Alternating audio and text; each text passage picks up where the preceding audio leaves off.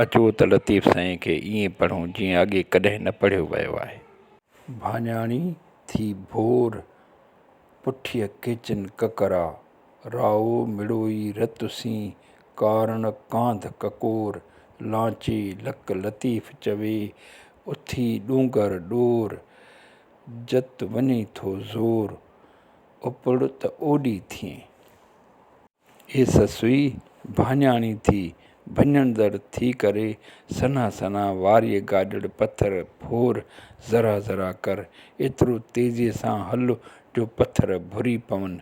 पंहिंजे ख़ूबसूरत मुड़ुस लाइ रस्ते ते ईंदड़ सन्हा सन्हा पथर रत सां रंगे लाल कर, ककोर ॻाढ़ाण माइल कर, लकनि मंझां चङी रीति लंघे बेख़ौफ़ थी डूंगर ॾोरींदी रहो।